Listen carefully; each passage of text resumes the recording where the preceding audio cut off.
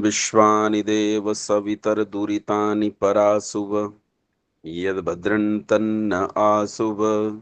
ओम शांति शांति शांति। पुनश्च नमस्ते आप सभी को। कल हम लोगों ने ईश्वर विषय को प्रारंभ किया था। जो कक्षा हम ले रहे हैं वो कल की कक्षा का प्रश्न काल है। जो भी उसमें किसी के प्रश्न होंगे उनका प्रश्नों का उत्तर देने के लिए मैं प्रस्तुत हूँ। एक बार मैं सिंहावलोकन कर लेता हूँ और देख लेते हैं सिंहावलोकन करके कि अब तक जो हमने पढ़ा है, सिंहावलोकित करके कि क्या क्या हमने पढ़ा है, एक बार उस पर थोड़ा सा ध्यान देते हैं। सिंहावलोकन समझते हैं ना? गुरुकुलों में पठन पाठन की रीति में सिंहावलोकन की एक प्रक्रिया होती है। सिंहावलोकन की भाव साम्यता इसके साथ है कि सिंह जो होता है जब जंगल में रहता है, तो जब वो किसी बड़े इलाके को जीत लेता है, तो जीतने के बाद सिंह एक बार पलटकर अपने विजित इलाके पर देखता है कि मैंने कितना क्षेत्र है जो जीत लिया है, जो मेरे अंतर्गत है। तो हम भी देख लेते हैं अब तक हमने क्या-क्या पढ़ा है, उसे एक बार दृष्टिपात कर लेते हैं उस पर। पहले दिन से हमने प्रारंभ किया था कि मनुष्य के जीवन में सबसे मूल्यवान वस्तु बुद्धि है। जितनी बाकी सारी चीजें हैं बुद्धि पर आधारित होकर आगे बढ़ती हैं। अन्य चीजें भी मूल्यवान हैं, लेकिन वो अन्य चीजें जो मूल्यवान हैं, वो बुद्धि के आधार पर ही मूल्यवान है। मनुष्य यदि बुद्धि खो दे, मतलब पागल हो जाए, तो पागल मनुष्य के लिए अन्य चीजों के मूल्य एकदम शून्य हो जाते हैं। बुद्धि रहती है तब तक मूल्य रहता है चीजों का, अन्यथा शून्य हो जाते हैं। बुद्धि को बढ़ाने का साधन शिक्षा, जिसे आप एजुकेशन कहते हैं, एडुकेशन कहते हैं, वही एडुकेशन, वो शिक्षा एक ऐसा टूल है जिससे हमारी बुद्धि बढ़ती है। उसी का एक तरीका है बुद्धि को बढ़ाने का, दूसरा कोई तरीका नहीं है। शिक्षित लोगों के संपर्क से बुद्धि बढ़ती है, शिक्षा के संपर्क से बुद्धि बढ़ती है, शिक्षित समाज के संपर्क से बुद्धि बढ़ती है, शिक्षित वातावरण से बुद्धि बढ़ती है, और इसके अभाव में बुद्धि घटती है। बुद्धि बढ़ी तो हमने विज्ञान, टेक्नोलॉजी, गणित, फिजिक्स, केमिस्ट्री, मेटलर्जी और कितनी सारी चीजों में हमने आसमान को छुआ था। दुनिया भर में सबसे बड़ा व्यापार कभी भारत का हुआ करता था। आज जैसे अमेरिका और चीन जैसे बड़े देश आंखें दिखाते हैं, ये टैरिफ, वो टैरिफ, वो कभी भारत की स्थिति थी, शनैः-शनैः वो स्थिति खो गई। हम लोग आपसी द्वेष, ईर्ष्या, फूट, अहंकार, मूर्खता, इन सब में गिरते-गिरते ऐसे गिरे कि गुलाम हो गए, 1000 साल गुलामी भोगी, देश हो गया धर्मनिरपेक्ष, शिक्षा भी हो गई धर्मनिरपेक्ष। धर्म कहते हैं स्वभाव को, जब शिक्षा ने अपना स्वभाव ही खो दिया तो बचा क्या? सब कुछ नष्ट। इसका एक तरीका है कि हम अपने सिद्धांतों को कैसे पाएँ, तो पूर्वजों का अनुसरण करना चाहिए। पूर्वज किन्हें कहते हैं? तो कहते हैं पूर्वो जाता इति पूर्वजः, जो पहले जन्मा है उसी का नाम पूर्वज है, जो हमसे पहले जन्मा वो पूर्वज। पूर्वज अच्छे भी होते हैं और बुरे भी होते हैं। अच्छे पूर्वजों का अनुसरण करना चाहिए, बुरे पूर्वजों का अनुसरण नहीं करना चाहिए। रावण भी पूर्वज है, राम भी पूर्वज हैं, पहले जन्मे हैं दोनों। लेकिन हम श्री राम का अनुसरण करेंगे क्योंकि हमने देखा कि उनमें गुण अच्छे हैं। राम के हम अपने अच्छे पूर्वजों के अच्छे गुणों का अनुसरण करते हैं, बुरों का अनुसरण कतई नहीं करते हैं।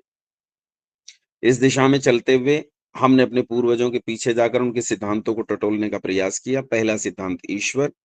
हमने प्रश्न खड़ा किया, ईश्वर है या नहीं? हमने चर्चा की, हम में से कुछ लोग हैं जो ईश्वर को नहीं मानते, कुछ लोग हैं जो ईश्वर को मानते हैं। हमने विचार किया, हम ईश्वर की सत्ता पर प्रश्न खड़ा करते हैं, ईश्वर है या नहीं? देखते हैं क्या कुछ होता है। हमने ईश्वर को सिद्ध करने के बजाय संसार में अन्य चीजों को देखना प्रारंभ किया, और जब देखना प्रारंभ किया तो हम इस निष्कर्ष पर पहुंचे कि कुछ ऐसा एक व्यवस्थापक सिद्ध जरूर हो रहा है जो इस संसार की व्यवस्था करता है, जो सर्वज्ञ है, सर्वशक्तिमान है, जो सर्वव्यापक है, जो इस संसार के पदार्थों जैसा आकार वाला नहीं है, जो न्यायकारी है, जो दयालु है, अजन्मा है, अनादि है, अनंत है, अनुपम है, सर्वाधार सर्वेश्वर है, सर्वांतर्यामी है, अजर अमर अभय नित्य पवित्र और सृष्टि करता है। हमने देखा ये सारे गुण सिद्ध हो रहे हैं, और गुण बिना गुणी के आश्रय के रह नहीं सकते। गुण हैं तो इसका सीधा अर्थ है उनका कोई गुणी है जिसके भीतर वो गुण विद्यमान है। तो सिद्ध होता है कि जिसके भीतर ये चीजें विद्यमान है उसे ईश्वर कहते हैं। ईश्वर उसे ही कहते हैं जिसके भीतर ये गुण विद्यमान है। जिसके भीतर इनमें से एक भी गुण विद्यमान न हो वो ईश्वर नहीं हो सकता, क्योंकि ईश्वर इन्हीं गुणों के रखने वाले को कहते हैं। हाँ, लोग अपने अपने ईश्वर गढ़ सकते हैं, वो उनकी मानसिक कल्पना हो सकती है। जैसे किसी ने अल्लाह गढ़ लिया, किसी ने खुदा गढ़ लिया, किसी ने यीशु गढ़ लिया। हमारे यहाँ भी लोग गढ़ लेते हैं। तो जो घड़ लिया गया है वो ईश्वर नहीं हो सकता, वो उनकी अपनी मर्जी है, वो जो चाहे सो करें, जो चाहे सो कहें, लेकिन ईश्वर वही है जो इन गुणों में सिद्ध होता है। जो गुण मैंने सिद्ध किए थे उन पर प्रश्न आमंत्रित करता हूँ, कोई भी प्रश्न हो तो उस प्रश्न का उत्तर देने के लिए मैं तैयार। ईश्वर की सिद्धि से संबंधित प्रश्न ही पूछें। बताऊं। सौरभ कुमार झा जी। हेलो। जी नमस्ते झा जी। नमस्ते आचार्य जी। नमस्ते। आचार्य जी, मेरा प्रश्न है कि आपने बताया था ईश्वर सर्वज्ञ है, मतलब सब कुछ जानता है। हम्म। तो जो सृष्टि में दुराचार होते हैं उसको भी वो पहले से ही जानता है, हाँ और जानता हूँ। जानता है तो फिर उसको रोकता क्यों नहीं है? इसे जरा सा समझेंगे इस बात को। देखो, प्रश्न बहुत अच्छा है और प्रश्न थोड़ा सा जटिल है। मैं इस प्रश्न की जटिलता को और बढ़ाता हूं। अभी इन्होंने प्रश्न को मुश्किल नहीं बनाया है। प्रश्न मुश्किल कैसे बनेगा वो सुनिए। हम कहते हैं ईश्वर सर्वज्ञ है। ईश्वर सर्वज्ञ है।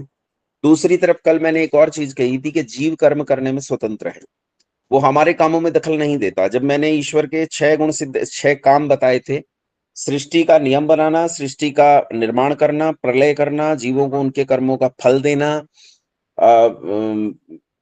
और मोक्ष देना, साधकों को मोक्ष देना, 6 बताए थे।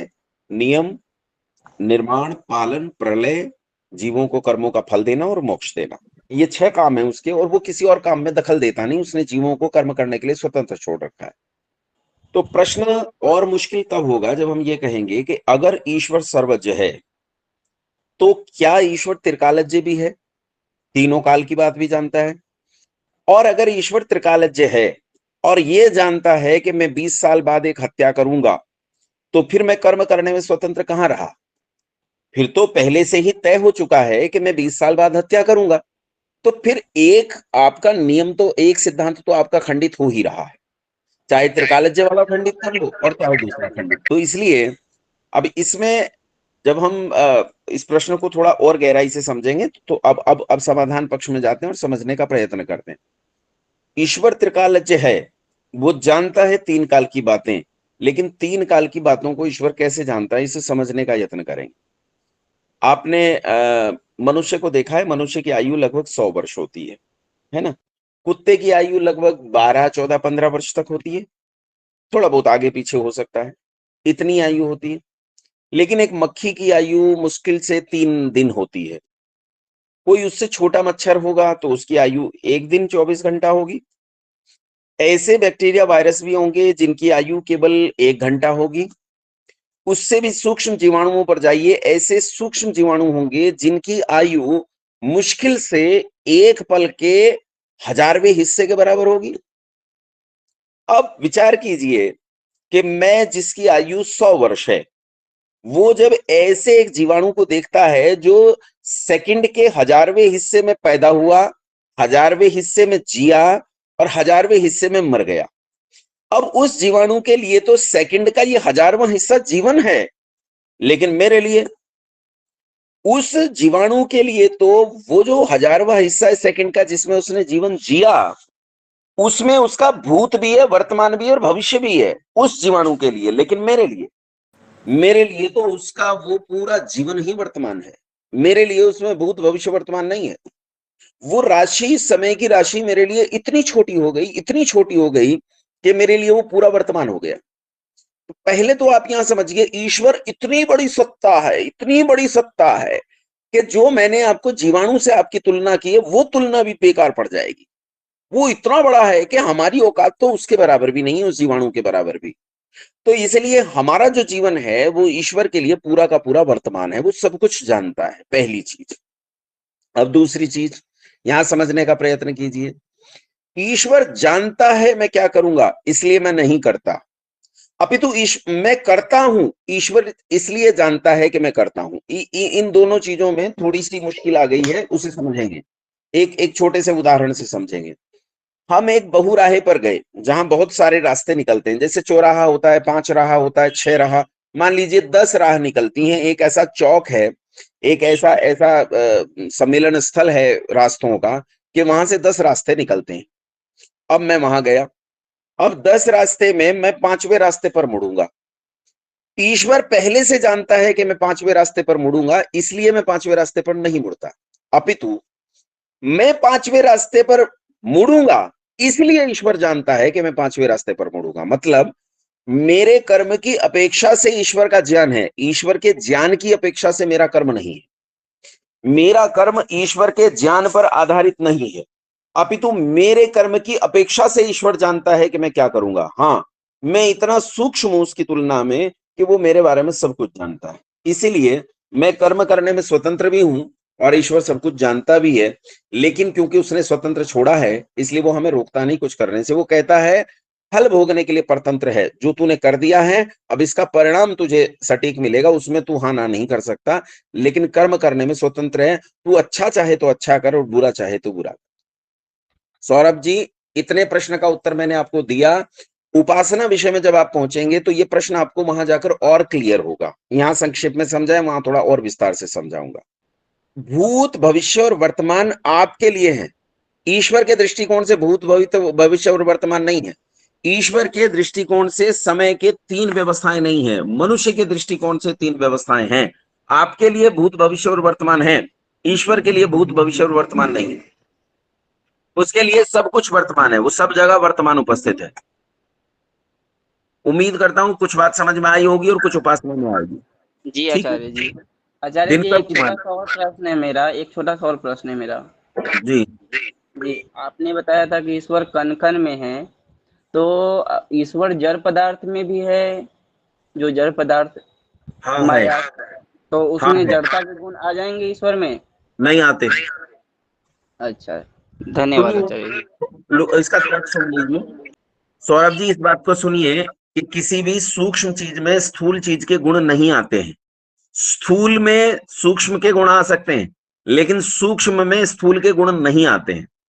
जैसे सूर्य की किरणें बहुत सूक्ष्म है, सूर्य की किरणें कीचड़ पर पड़ती हैं, शौच पर पड़ती हैं, गंदगी में पड़ती हैं, फूलों पर पड़ती हैं, अच्छी चीजों पर पड़ती हैं, बुरी चीजों पर पड़ती हैं, लेकिन सूर्य की किरणें उनके गुण ग्रहण नहीं करती, क्योंकि सूर्य की किरणें उनकी तुलना में सूक्ष्म है। जैसे आप मेरे साथ मोबाइल पर बात कर रहे हैं, तो ये जो वेव्स चल रही हैं, जो जो तरंगे जिनके माध्यम से मेरी आवाज आप तक पहुंच रही है और आपकी आवाज मुझ तक पहुंच रही है, ये तरंगे रास्ते में बहुत सारे शौचालय पार करके आ रही हैं। लेकिन इसका मतलब ये नहीं है कि ये उस गंदगी को अपने साथ उठा लाएंगी या उसके गुण ग्रहण कर लेंगी। सूक्ष्म चीजें स्थूल चीजों के गुण ग्रहण नहीं करती हैं, स्थूल सूक्ष्म के गुण ग्रहण करती है।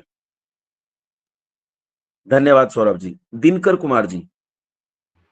जी आचार्य जी, नमस्ते। नमस्ते। जी, मेरा प्रश्न ये है कि ईश्वर यदि निराकार है तो क्या मनुष्य उसके अनुभव का अधिकारी हो सकता है? हाँ है। अनुभव शब्द जो है वो प्रयोग नहीं किया जाता, शब्द प्रयोग किया जाता है साक्षात्कार। ईश्वर का साक्षात्कार किया जाता है, क्योंकि अनुभव इंद्रियों से होता है और ईश्वर इंद्रियातीत है, इंद्रियों से परे है।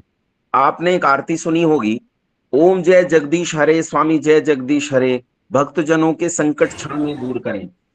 उस आरती में एक पंक्ति आती है, तुम हो एक अगोचर सबके प्राणपति। तो अगोचर का मतलब है, गो कहते हैं इंद्रियों को, इंद्रियां मतलब आंख, कान, नाक, जीभ, त्वचा आदि। ये जो पांच इंद्रियां हैं यही अनुभव के केंद्र हैं, इन्हीं से हम अनुभव प्राप्त करते हैं। आंख से रूप का, कान से शब्द का, नासिका से रस का, नासिका से गंध का, जिह्वा से रस का और त्वचा से स्पर्श का। इन्हीं से हम ये सारे अनुभव प्राप्त करते हैं। लेकिन ईश्वर इन इंद्रियों के ज्ञान से परे है, ईश्वर इन इंद्रियों की जानकारी में, इनकी पकड़ में नहीं आता है। इसीलिए ईश्वर को हम इंद्रियातीत कहते हैं, अनुभव में नहीं आता, उसका साक्षात्कार किया जाता है। जी, ठीक है तो उसका दिनकर जी, साक्षात्कार कैसे किया था? वो उपासना विषय पूरा का पूरा लूंगा। साक्षात्कार करने का क्या तरीका है, उसमें 3-4 दिन लगेंगे, बताऊंगा।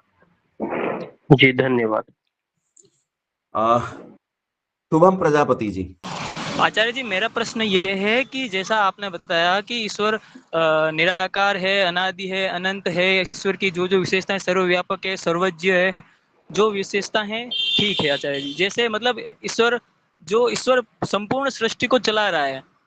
तो मेरा प्रश्न ये है कि आचार्य जी, जब ईश्वर ईश्वर ने मनुष्यों को बनाया है, तो ईश्वर को भी तो किसी ने बनाया होगा। ईश्वर खुद कैसे, मतलब मेरा तात्पर्य शायद आप समझ रहे हैं कि उनको भी तो किसी ने बनाया होगा। मैंने कल आपसे बताया था, दो प्रकार की वस्तुएं होती हैं, एक जिन्हें कोई बनाता है, एक जो स्वयंभू होती हैं। स्वयंभू मतलब उनका कोई निर्माण करता नहीं होता। जो भौतिक पदार्थ हैं वो सब बनाने से बनते हैं, लेकिन जो भौतिक नहीं है वो स्वयंभू होते हैं। ठीक है।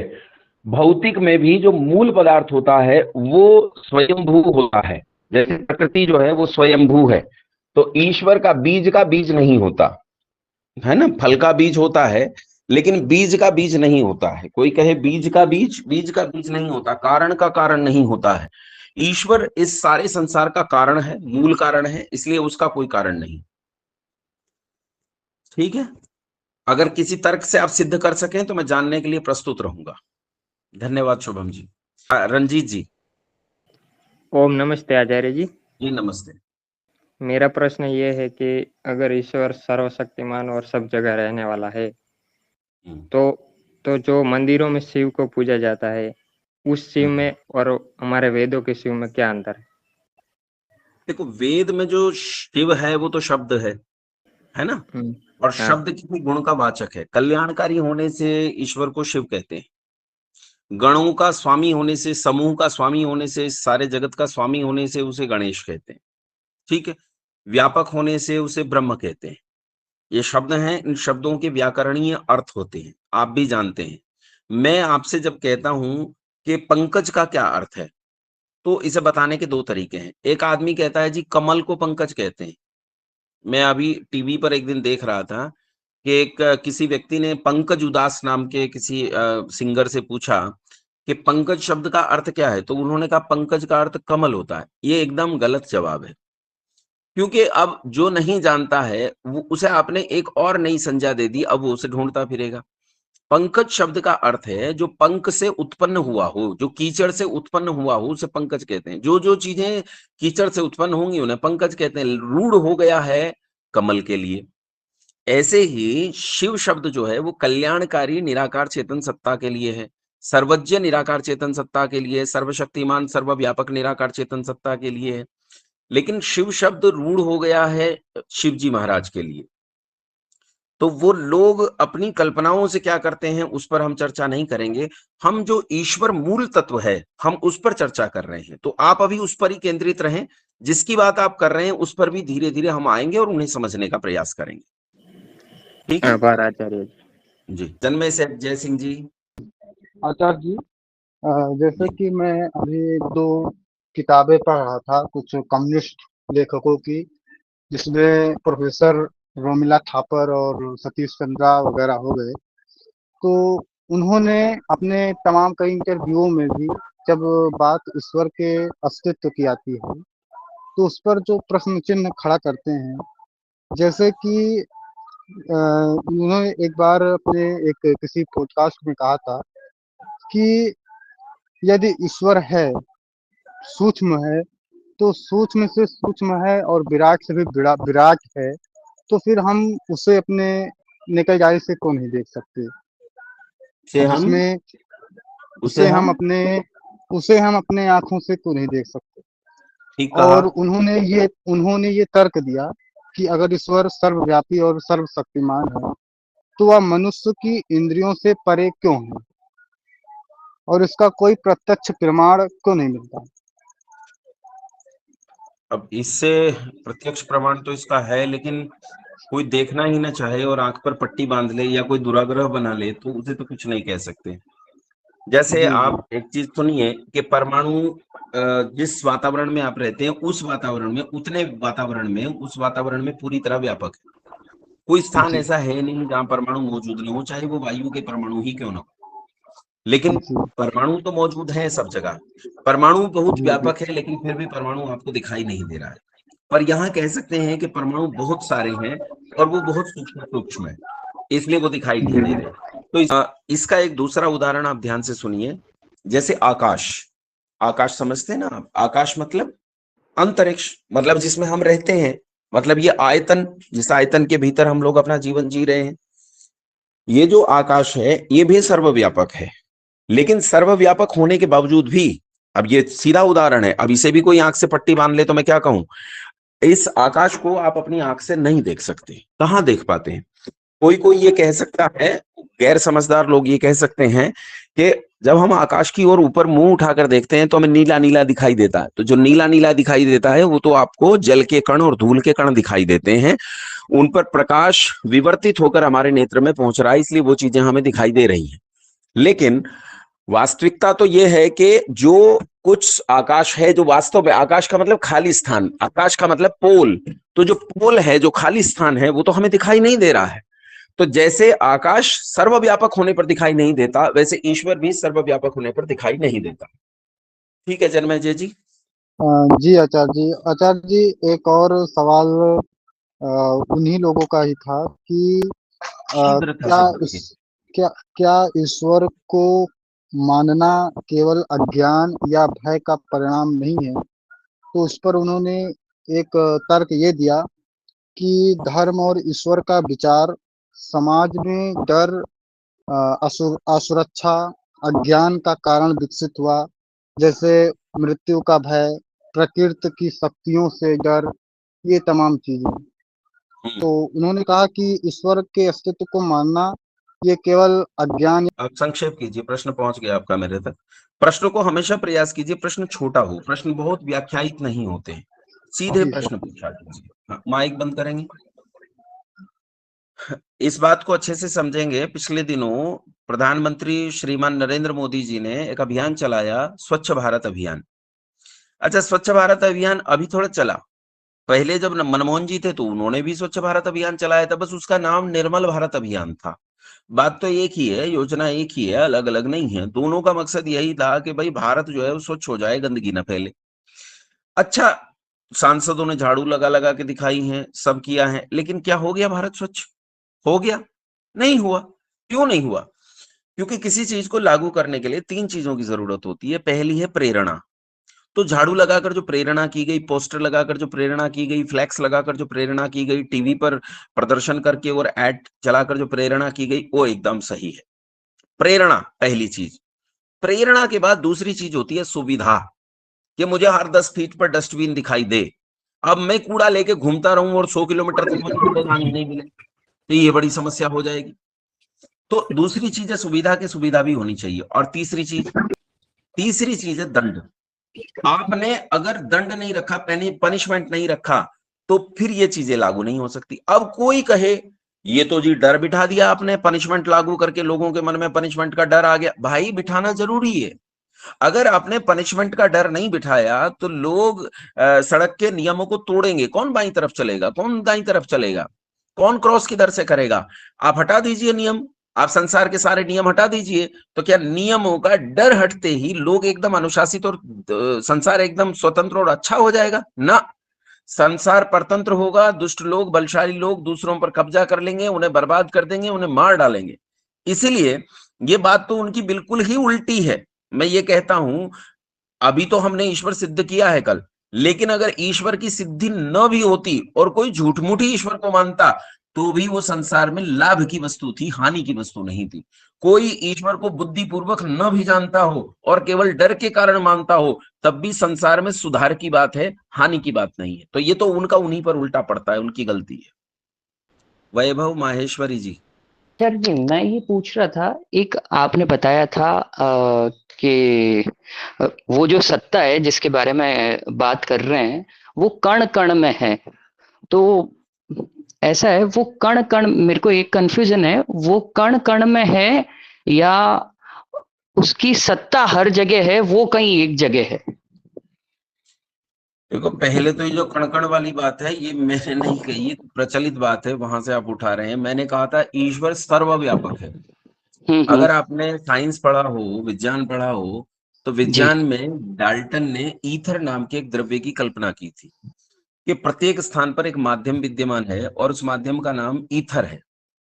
उन्होंने कहा था कि जहां माध्यम नहीं है वहां भी ईथर विद्यमान है, और वही ईथर पूरे ब्रह्मांड को आपस में जोड़ता है। वह जो ईथर की कल्पना डाल्टन ने की थी, वही इसी मूर्खता के आधार पर की थी, क्योंकि वो ईश्वर को नहीं मानता। ईश्वर ही वो केंद्रीय वस्तु है, जिस केंद्रीय वस्तु को हम ये कह सकते हैं पूरे ब्रह्मांड में समरस होकर, एक साथ एक रस होकर फैल रहा है। वो कण कण में अगर मैं देखने जाऊंगा, इस कण में, उस कण में, परमाणु में, तो शायद कंफ्यूजन आएगा। आपका ये सब जगह समान रूप से फैला हुआ है, एक रस फैला हुआ है, कहीं कोई अंतर है ही ये नहीं। और जो सर्वव्यापक है वो एक देशी नहीं हो सकता। जैसे आकाश सर्वव्यापक है। आकाश दो प्रकार के हैं, ध्यान से सुनिएगा। पृथ्वी से 6000 मीटर की ऊंचाई तक माध्यम है, वायु चलता है जिसमें शब्द चलता है, मेरा मैं जो बोल रहा हूं वो आपके कान तक पहुंचेगा माध्यम से।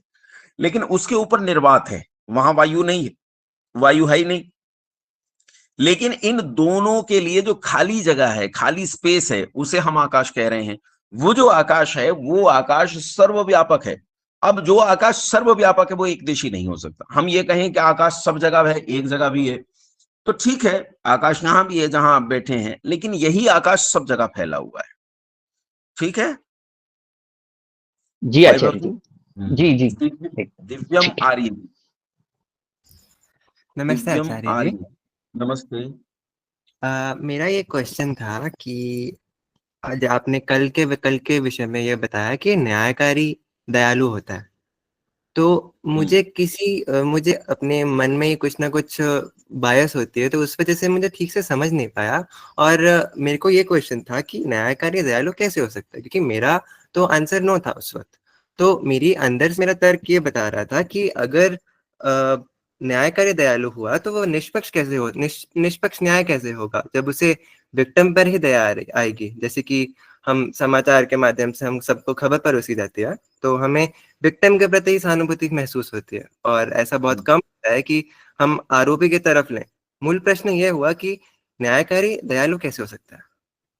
चलिए कानून के आधार पर इसे देखते हैं जी। जैसे लॉ चलता है वैसे देखते हैं। दो बच्चे सामने बैठे हैं, दोनों बच्चों ने एक जैसी ही गलती की है, उनमें एक बेटी मेरी है। अब सावधानी से मेरे प्रश्न का उत्तर भी देंगे आप, है ना, मैं पूछूंगा तो मेरे प्रश्न का उत्तर भी देंगे। जी। दो बच्चे हैं, दोनों ने समान गलती की है, दोनों बच्चों में से एक बेटी मेरी है, और जब गलती की गई तो मैं अपनी बेटी को थप्पड़ मारकर सुधारने का प्रयास करता हूं। अब मैं आपसे पूछता हूं दिव्यांश जी, मैं कुपित किस पर हुआ? अपनी बेटी पर। हाँ जी। और मैंने दंड किसे दिया? अपनी बेटी को। अपनी बेटी को। हाँ अब जी। इस दंड में सहानुभूति और प्रेम छिपा हुआ है या नहीं है, ये बताओ मुझे। वो तो छुपा क्या हुआ चाहता है। हूं मैं चाहता हूं उसका आचरण एकदम निर्मल हो जाए। मैं उसे हम्म। दंडित करके भी उसे सुधारना चाहता हूं, उसमें दया छिपी है। मैं चाहता हूं कि मेरी पुत्री का जो आचरण है वो अन्य लोगों के आचरण के जैसा ना हो, वो उनसे बेहतर हो जाए। तो मैं जिसे दंड दे रहा हूं उस दंड के पीछे दया जी। छिपी है। लेकिन यहाँ एक पक्षपात है। पक्षपात क्या है कि मैंने दूसरे छात्र को उसी गलती पर उतना नहीं पीटा जितना अपने बच्चे को पीटा, क्योंकि मैं अपने बच्चे का सुधार ज्यादा चाहता हूं। ये पक्षपात है। न्याय ये है कि मैं दोनों को समान रूप से दंडित करूं। ठीक, यहां तक बात समझ में आई। अब इसके आगे चलते हैं। अब ऐसे लोग हैं जिन्होंने कुछ ने गलतियां ज्यादा की हैं और कुछ ने गलतियां कम की हैं, तो चाहे किसी को दंड दिया गया है अधिक और किसी को दंड दिया गया है कम, लेकिन उस दंड के पीछे दया निहित है, उसके पीछे दया खड़ी है। और दया इस बात का बारीकी से निरीक्षण कर रही है कि न्याय पूरा है या नहीं। अगर न्याय पूरा नहीं हुआ तो दया मुड़कर चली जाएगी। दया तभी तक खड़ी रहेगी जब तक न्याय पूरा होगा। न्याय इसलिए दया है। समझ में आया? जी। फिर इससे अगर इसके रूट पे जाएं तो न्याय की परिभाषा यहाँ पे क्वेश्चन पे आती है, जो कि आपने कल बताने की कोशिश की थी, बट मुझे ही अपना बायस था। बट तो विक्टिम को फिर न्याय मिलना चाहिए या फिर अपराधी को मिलना चाहिए, या फिर जैसे आपने कहा था समस्त जनगणना को मिलना चाहिए न्याय? समस्त समाज को। जो आदमी अपराधी है उसे न्याय मिले, जिसने जी। अपील किया है उसे न्याय मिले, इन दोनों के कारण जो समाज प्रभावित हो रहा है उसे न्याय मिले, जो वातावरण प्रभावित हुआ है उसे न्याय मिले, जितना भौतिक जगत प्रभावित हुआ उसे न्याय मिले, जितना मानसिक जगत प्रभावित हुआ उसे, सब कुछ को न्याय मिले। ये न्याय है। तो न्याय फिर तो सबको, जिस न्यायकारी की हम बात करते हैं वो न्याय को इसी स्तर पर देखता है। जज नहीं देख सकता इस स्तर पर, लेकिन जी। वो न्यायकारी इसी स्तर पर देखता है कि एक कण के साथ भी रत्ती भर भी अन्याय न हो जाए। ओके ओके, जी समझ गया। धन्यवाद। धन्यवाद। पर गौरव शर्मा जी। मेरा प्रश्न था कि ईश्वर निराकार है, परंतु ईश्वर सब जगह व्याप्त भी है, इंद्रियातीत भी है, हमारी बुद्धि से भी परे है। ईश्वर अगोचर है, इंद्रियातीत है, सर्वशक्तिमान है, सर्वव्यापक है, अनेक साकार वस्तुओं में भी प्राण डालने वाला, हमको जन्म देने वाला, शरीर की पूरी मशीनरी को कंट्रोल करने वाला। तो हम ईश्वर को निराकार ही क्यों कहें? ऐसा भी तो हो सकता है कि ईश्वर हमारी समझ में उसके अन्य रूप भी हों, जैसे वो साकार भी हो अथवा उसकी शक्ति एक निराकार भी हो। हाँ, तो उस तरह अगर ऐसा है, आपकी बात सही मान लेते हैं कि ईश्वर साकार भी है और निराकार भी है, दोनों चीजें मान लेते हैं कि भी दोनों चीजें हो सकती हैं। पहले तो इसका एक अभी अभी चर्चा मैंने की कि जो सर्वव्यापक वस्तु है वो एक देशी नहीं हो सकती। ये संभव नहीं है कि आप जो है क्रिकेट खेल भी रहे हैं और ऑडियंस में भी बैठे हैं, ये एक अजीब बात हो जाएगी। खैर, ये तो तक थोड़ा सा मेरा गड़बड़ हो सकता है, लेकिन आप इसे यूं समझने का प्रयास कीजिए कि जो सर्वव्यापक वस्तु है वो एक देशी नहीं हो सकती। वो एक स्थान पर सीमित कैसे हो जाएगी जो सर्वव्यापक है, और जो एक स्थान पर सीमित है वो सर्वव्यापक नहीं हो सकती। और एक ही समय में वो एक देशी भी हो, सर्वव्यापक भी हो, ये वदतो व्याघात दोष है, अपनी ही बात को कहकर काटना है। फिर भी अगर आपके पास ऐसा कोई तर्क है जिससे आप ये सिद्ध कर सकते हैं कि सर्वव्यापक वस्तु साथ साथ एक देशी भी हो सकती है, तो मैं उसे सुनने के लिए प्रस्तुत हूं। ठीक है, जब भी आप बताएंगे मैं जरूर सुनूंगा। जी राघव जी, कोठारी जी जी थैंक जी यू। बोलिए बोलिए बोलिए।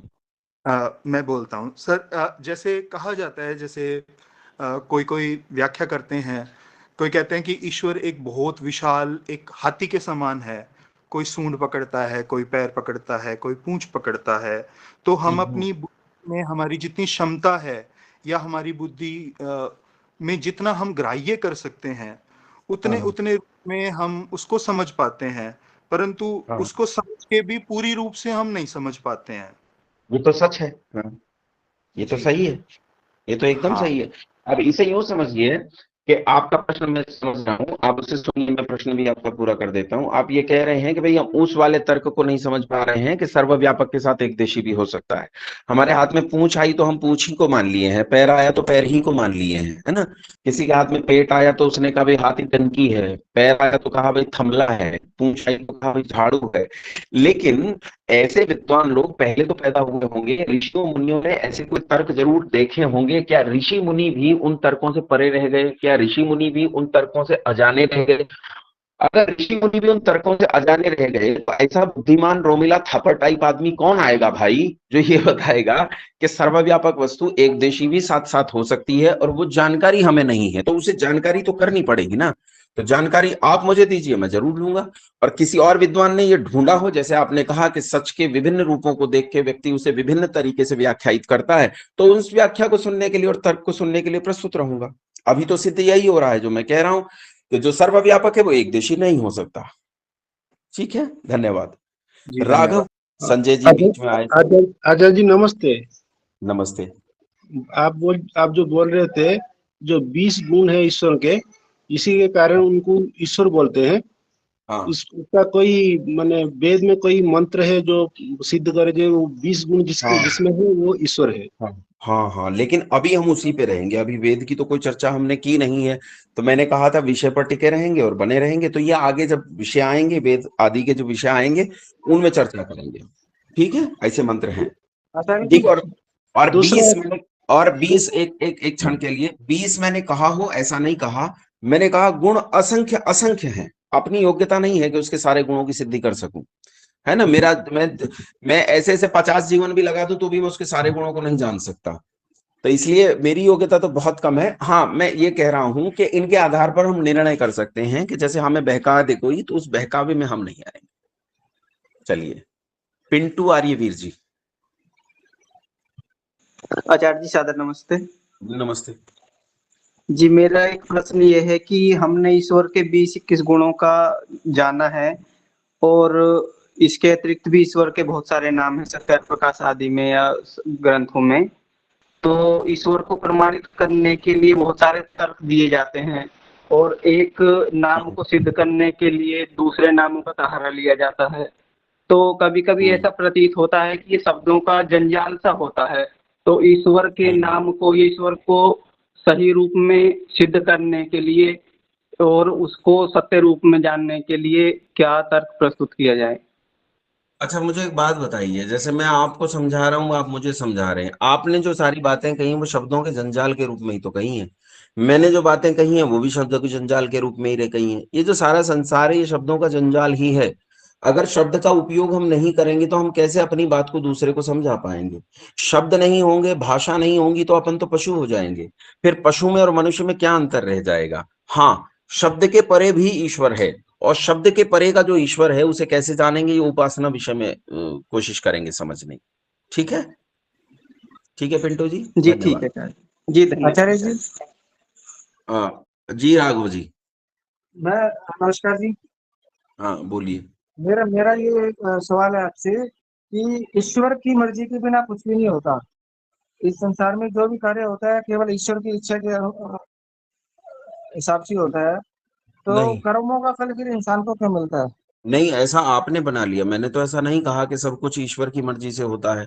ईश्वर ने जीव को कर्म करने में स्वतंत्र छोड़ा है, तो जीव की भी मर्जी है, जीव की भी इच्छा है। अल बगदादी ने इतने लोगों को मार डाला, स्टालिन ने इतने लोगों को मार डाला, हिटलर ने इतने लोगों को मार डाला, वामपंथियों ने, इन लाल झंडे वालों ने इतने लोगों को मार डाला, बंगाल में हमारे इतने लोगों को मारा गया, केरल में और रशिया में इतने लोगों को मारा गया। ये ईश्वर की मर्जी से नहीं हो रहा है। दारू का ठेका ईश्वर की मर्जी से नहीं खुलता है, भांग का ठेका ईश्वर की मर्जी से नहीं खुलता है, रेप और मर्डर जो है वो ईश्वर की मर्जी से नहीं होता है। सब कुछ ईश्वर नहीं करता है, जीव भी करते हैं। ईश्वर के बस 6 काम है जो मैंने बताए थे वही करता है, उसके अलावा कोई काम नहीं करता। ठीक है, ये सिद्धांत गलत है। नमस्ते आचार्य जी। जी नमस्ते, आपका नाम क्या है? जी मेरा नाम सुमन है। जी सुमन जी बताइए। अरे सुमन बहन। जी जी नमस्ते आचार्य जी। आप तो फोन कर सकती थी, चलो बताओ। जी ये दूसरा आईडी बन गया था, बच्चों का आईडी था ये। जी बहन बताओ। फोन खराब हो गया था। जी मेरा प्रश्न ये था कि ये एक्चुअली मेरी बेटी का प्रश्न है जो छोटी थी काफी, तो इसको भी समझा सकूं, कोई और बच्चा पूछे तो इसलिए आपसे इसका आंसर चाहिए। एक मेरा प्रश्न है, 2 प्रश्न है। पहला प्रश्न है, ईश्वर यदि निराकार और सर्वव्यापी है तो मूर्ति में भी तो ईश्वर ही विद्यमान है, अतः मूर्ति पूजा तो सही है। इस प्रश्न को पहले ले लेते हैं, फिर दूसरा ले लेते हैं आपसे। देखिए, मूर्ति पूजा पे तो मैं इस समय टिप्पणी नहीं करूंगा, उस पे तो चर्चा बाद में करेंगे। अच्छा। लेकिन मूर्ति में ईश्वर है, ये एकदम सही बात है, 100% सही है, इसे कोई मना नहीं कर सकता। वो किसी भी चीज की मूर्ति हो, क्योंकि ईश्वर सर्वव्यापक है, कण कण में है, जैसा लोक व्यवहार में प्रचलित शब्द है, तो वैसा ईश्वर है, तो निश्चित रूप से सब जगह है और मूर्ति में भी विद्यमान है। लेकिन केवल मूर्ति में ही है, ये बात गलत हो गई। अब सर्वव्यापक है तो मुझ में भी है। अब इसे यूं समझिए कि पुष्प को लेकर मैं मूर्ति पर चढ़ाने के लिए पहुंचा। अब इसे यहां समझने की जरूरत है कि पुष्प में ईश्वर व्यापक है और मूर्ति में भी ईश्वर व्यापक है, दोनों में ईश्वर व्यापक है, और मैं पुष्प को मूर्ति पर चढ़ा रहा हूं। इसे और अच्छे से समझिए कि मूर्ति जो है उसमें ईश्वर व्यापक तो है, लेकिन मूर्ति को ईश्वर ने नहीं बनाया, उसे बनाया मनुष्य ने है। और पुष्प, उसमें ईश्वर व्यापक भी है और उसे बनाया भी ईश्वर ने है। दोनों चीजें वहां 2 गुना अंतर आ रहा है। इसलिए व्यापकता में कहीं कोई दोष नहीं है, मैं स्वीकार करता हूं कि मूर्ति में ईश्वर है। ठीक है बहन, पूजा पर बाद में चर्चा करेंगे। अच्छा जी। ईश्वर सृष्टि करता है और सर्वशक्तिशाली भी है, जिसका आपने कहा कि उसे अपना कोई कार्य सिद्ध करने के लिए किसी अन्य निमित्त की या उपादान की आवश्यकता नहीं होती। तो सृष्टि बनाने के लिए केवल निमित्त क्यों होता है, उसे उपादान की आवश्यकता क्यों पड़ती है? स्वयं को ही सृष्टि के रूप में परिलक्षित क्यों नहीं कर पाता? नहीं, वो भौतिक पदार्थ नहीं है ना, सृष्टि भौतिक है, वो भौतिक पदार्थ नहीं है। अब भौतिक पदार्थ बनाने के लिए उपादान कारण भी भौतिक ही लेना पड़ेगा। अगर मान लीजिए मुझे प्लास्टिक की कुर्सी बनानी है तो प्लास्टिक का दाना लेना पड़ेगा। अब कोई कहे कि जी प्लास्टिक के दाने की आवश्यकता नहीं, आप अपने मन से बना दीजिए, मन से नहीं बनती है ना। जो पदार्थ बना रहा हूं उसी पदार्थ का कच्चा माल भी चाहिए। ईश्वर उस पदार्थ का कच्चा माल नहीं है जो उसे बनाना है। ठीक है, अर्थात फिर परमात्मा के अतिरिक्त एक और सत्ता हो गई जो कच्चा माल जिसको हम कह रहे हैं, एक हाँ है ही, उपादान निमित्त हो है गया ही, जो भी है। है ही 100% कारण है, उपादान कारण है। सही सही। कनकलता पौरवाल जी। आचार्य जी नमस्कार। आचार्य जी, मैं अगोचर का मतलब नहीं समझ पाई, क्या है? अगोचर, गो शब्द का अर्थ इंद्रियां होता है ना। गो शब्द का अर्थ इंद्रियां होता है। गो शब्द उसे कहते हैं जो चलने वाला हो, उसे गो कहते हैं। जैसे चंद्रमा को भी गो कह सकते हैं, पृथ्वी को गो कह सकते हैं, सूर्य की किरणों को गो कह सकते हैं, सूर्य को गो कह सकते हैं, वाणी को गो कह सकते हैं। तो यहाँ जब हम गौ की बात करते हैं तो इंद्रियों की बात कर रहे हैं, इंद्रियों को भी गौ कहते हैं। अगोचर का मतलब है जिसमें इंद्रियां जा नहीं सकती, उसे अगोचर कहते हैं। जो इंद्रियों से परे की वस्तु हो उसे अगोचर कहते हैं। हाँ चलिए, हमारा आज का विषय यहाँ पूरा होता है।